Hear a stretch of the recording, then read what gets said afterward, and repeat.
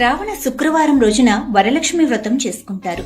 ఈ వ్రతం లక్ష్మీదేవిని పూజించి ఆమె అనుగ్రహాన్ని పొందేందుకు చేస్తారు. వరలక్ష్మి వ్రత కథ ప్రకారం కౌండన్య మహాముని భార్య అయిన చారుమతి అనే స్త్రీ లక్ష్మీదేవిని పూజించాలని కలలు కంటుంది.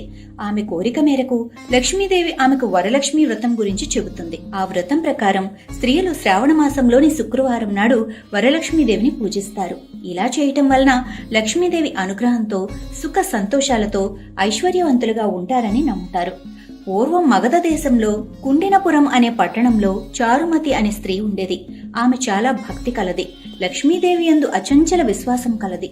ఒకరోజు ఆమె కలలో లక్ష్మీదేవి కనిపించి శ్రావణ మాసంలో శుక్రవారం నాడు వరలక్ష్మి వ్రతం చేయమని చెప్పింది. మరుసటి రోజు చారుమతి తన కల గురించి తన భర్తకు, చుట్టుపక్కల వారికి చెప్పింది. వారందరూ కలిసి చారుమతి చెప్పినట్లుగా వరలక్ష్మి వ్రతం చేశారు.